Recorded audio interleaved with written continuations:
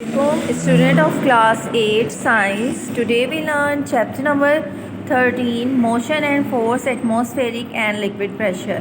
Atmospheric pressure के बारे में और लिक्विड प्रेशर के बारे में आज हम पढ़ेंगे कि इसमें किस तरह से फोर्स अप्लाई की जाती है या किस तरह से इसमें प्रेशर अप्लाई होता है।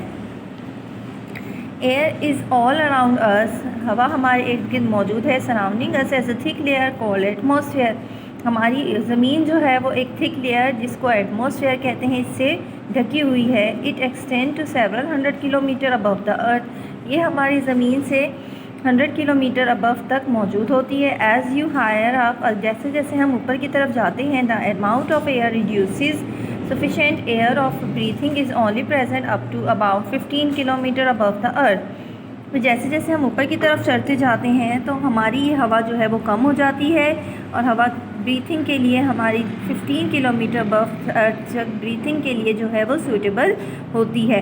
This lower most layer of the atmosphere is called troposphere, जो सबसे कम हवा का लेयर है उसको कहते हैं troposphere. It is the layer in which cloud are form, उसके बाद जो है फिर बादल बनना शुरू हो जाते हैं। Even in the troposphere air gets very thin layer up and breathing become very difficult, इसके बाद जो है वो हवा की लेयर जो है वो बहुत कम होनी शुरू हो जाती है और फिर सांस लेना जो है वो मुश्किल हो जाता है। दिस इज़ वाई क्लाइंबर्स, इसकी वजह से जो ऊपर चढ़ने वाले लोग हैं, जो माउंटेन या एरोप्लेन वगैरह की तरफ या फिर स्पेस की तरफ जो जाते हैं तो वो अपने साथ जो हैं वो फिर एक ऑक्सीजन बैग को लेकर जाते हैं या ऑक्सीजन सिलेंडर लेकर जाते हैं ताकि वो इजीली ब्रीथ कर सकें। Jet aeroplane fly at about 20 kilometre above from the earth, ज़मीन से 20 किलोमीटर अबव जो है वो जेट एरोप्लेन जो है वो उड़ते हैं और इसको कहते हैं stratosphere. This layer extend from 15 to 50 kilometre, ये वाली लेयर जो 15 से 50 किलोमीटर ज़मीन से ऊपर की तरफ होती है। The atmosphere is responsible for weather changes, atmosphere जो है वो हवा मौसम की तब्दीली का ज़िम्मेदार होता है। It also haves to maintain right temperature on the earth, ये हमारी ज़मीन पर टेम्परेचर को कंट्रोल करने में भी मदद देता है। The ozone layer present in the stratosphere prevent for harmful ultraviolet rays radiation from reaching the earth, ozone layer जो हमारी ज़मीन के इर्द गिर्द मौजूद होती है ये अल्ट्रावायलेट रेज को हमारी तरफ पहुँचने में, जो कि हार्मफुल होती हैं इंसानों के लिए, पहुँचने में बचाती है पहुँचने से। तो this study of atmosphere helps to keep the weather forecasting, atmosphere की जो हम स्टडी करते हैं और हमें वेदर का हाल चाल या वेदर की सूरत हाल बताने में भी मदद देती है। एटमॉस्फेरिक प्रेशर है क्या? We live at the bottom of the thick layer of the air, हम जो है वो बहुत ही मोटी लेयर के नीचे रह रहे हैं हवा की। This air above presses down on us all forces equally to that extend by the mass of 1 kg on area of 1 centimetre square. ठीक है, इसका मतलब ये है कि हमारे ऊपर हर वक्त जो है कुछ प्रेशर है, वो प्रेशर है फोर्स अपॉन एरिया। ठीक है, फोर्स अपॉन एरिया हमारे ऊपर हर वक्त जैसे कि ये फोर्स अपॉन एरिया हम पर हर वक्त अप्लाई हो रहा है। फोर्स किलोग्राम और एरिया सेंटीमीटर स्क्वायर, किलोग्राम पर सेंटीमीटर स्क्वायर जो होता है वो न्यूटन मीटर स्क्वायर के इक्वल होता है और इसको कहते हैं पास्कल। ठीक है, या 1 पास्कल हमारे ऊपर हर वक्त अप्लाई हो रहा है और इसको कहते हैं एटमॉस्फेरिक प्रेशर। ये किसके इक्वल होता है? प्रेशर के। एरिया कम होगा और फोर्स ज़्यादा होगी तो हम पर प्रेशर अप्लाई होगा, और प्रेशर हमारे पर हर वक्त अप्लाई हो रहा है क्योंकि हम ज़मीन पर रहते हैं और ज़मीन पर बहुत सारी फोर्सेस अप्लाई होती हैं। फोर्सेस कौन कौन सी अप्लाई होती हैं? सबसे पहले तो ग्रेविटी की फोर्स ही हमारे ऊपर हर वक्त अप्लाई हो रही है और इसकी वजह से हवा का दबाव भी हम पर मौजूद है, हम पर अप्लाई होता है और इस हवा के दबाव को कहते हैं एटमॉस्फेरिक प्रेशर। आपको लेयर्स दिखाई गई हैं, हम इस जगह पर रहते हैं अर्थ के।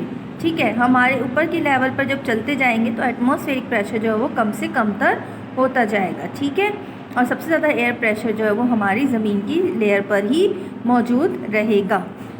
एक्टिविटी है आपके पास, atmospheric pressure acts equally in all direction, atmospheric pressure जो है वो हर डायरेक्शन पर इक्वली एक्ट कर रहा है। तो एक्टिविटी हमें ये बताएगी कि एटमॉस्फेरिक प्रेशर जो है वो सब साइडों से, ऑल डायरेक्शन से इक्वली अप्लाई होता है। Take a plastic bottle, put some hot water in it. एक प्लास्टिक बोतल लीजिए, उसमें गर्म पानी भर दें।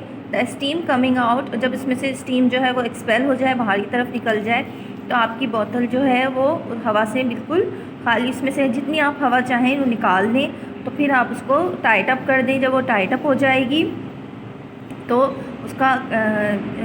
उसको जो है वो एक बाउल लेंगे।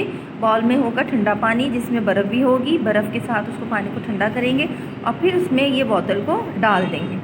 तो अब हम ये क्या देखते हैं कि ये बोतल जो है इस शेप में आ जाएगी। ठीक है, अब ये इस शेप में क्यों आई है? वाई डज़ द बोतल गेट्स क्रश्ड? तो बोतल क्यों क्रश्ड क्यों हो गई? द बोतल now has very little air in side, क्योंकि बोतल के अंदर की तरफ जो है हवा बहुत कम थी। The atmospheric pressure acting on the outside, तो एटमॉस्फेरिक प्रेशर जो है वो हवा के ऊपर एक्ट किया, बोतल के ऊपर बाहर की तरफ से एटमॉस्फेरिक प्रेशर ने एक्ट किया है।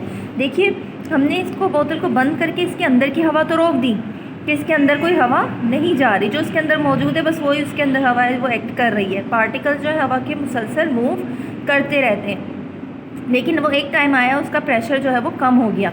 जब हमने उसको बोतल को इसके अंदर डाला तो उसने अपना जितना प्रेशर वो लगा सकते थे, फोर्सेस लगा सकते थे अंदर की हवा, वो लगा ली। लेकिन जो बाहर इसके ऊपर एटमॉस्फेरिक प्रेशर अप्लाई हुआ है वो मुसलसल इसके ऊपर अप्लाई होता रहा, वो भी इन ऑल डायरेक्शंस, नीचे से भी ऊपर से भी सब तरफ से इस बोतल के ऊपर वो प्रेशर अप्लाई हुआ, जिसने इस बोतल की शेप को इस तरह से चेंज कर दिया।